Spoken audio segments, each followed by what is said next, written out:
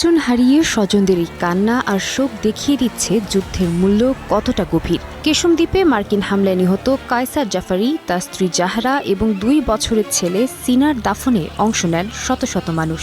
Coffin নিয়ে শহর প্রদক্ষিণের পর ইমাম হোসেন মসজিদে জানাজা শেষে তাদের দাফন করা হয়। এই শোকের মধ্যে যুদ্ধবন্ধে কূটনৈতিক তৎপরতা অব্যাহত রয়েছে। মার্কিন প্রেসিডেন্ট ডোনাল্ড ট্রাম্প দাবি করেছেন, ইরানের সঙ্গে চলমান আলোচনা খুব ভালোভাবে এগোচ্ছে। 48 ঘণ্টার মধ্যেই পরিস্থিতি আরও পরিষ্কার হবে বলে দাবি তার। তবে ট্রাম্পের এই আশাবাদের পাশাপাশি ছিল কঠোর হুঁশিয়ারিও। ফক্স নিউজকে দেয়া সাক্ষাৎকারে তিনি দাবি করেন, ইরানি আলোচনার জন্য যোগাযোগ করেছে, কিন্তু আলোচনা ভেস্তে গেলে তেহরানের তীব্র হামলার হুঁশিয়ারি দেন তিনি। আমরা ইরানের উপর খুব কঠোরভাবে আঘাত এনেছি, তবে সবচেয়ে কঠিন আঘাতটি এখনো বাকি আছে। আশা করি সেটি আমাদের ব্যবহার করতে হবে না। সত্যিই আমি আশা করি সেই পরিস্থিতি আসবে না। আমাদের মধ্যে খুব ভালো আলোচনা চলছে, যদিও তারা সেটা স্বীকার করতে চায় না। বিষয়টি কিছুটা অস্বস্তিকর।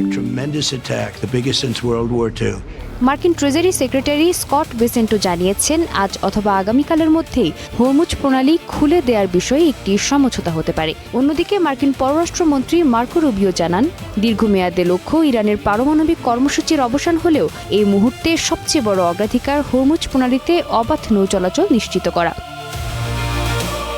তবে ট্রাম্পের দাবি পুরোপুরি মানতে নারাজ তেহরান। ইরান বলছে, যুক্তরাষ্ট্রের সঙ্গে আনুষ্ঠানিক কোনো আলোচনা শুরু হয়নি, তবে ওমানের সঙ্গে হরমুজ প্রণালীতে নিরাপদ নৌপথ নির্ধারণ নিয়ে কারিগরি ও রাজনৈতিক পর্যায়ে ইতিবাচক আলোচনা চলছে। ইরানের দাবি, ভবিষ্যতের নতুন নৌপথ এমনভাবে নির্ধারণ করা হবে যাতে ইরান ও ওমান উভয় দেশের সার্বভৌম অধিকার ও নিরাপত্তা নিশ্চিত হয়।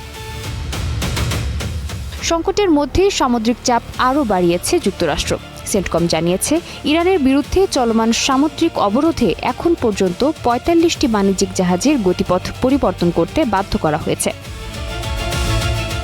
মধ্যস্থতাকারী কাতার জানিয়েছে, কাতার, ওমান ও পাকিস্তান সমন্বিতভাবে 2 পক্ষের মধ্যে যোগাযোগ বজায় রেখেছে। সম্ভাব্য সমঝোতার বিভিন্ন খসড়া আদান প্রদান হলেও এখনও কোনো চূড়ান্ত চুক্তি হয়নি। তবে যুদ্ধবিরতি পুনঃস্থাপন, হরমুজ প্রণালী খুলে দেয়া এবং আলোচনার পরিবেশ ফিরিয়ে আনতেই জোর প্রচেষ্টা চলছে। Sadia Tasnim, star news.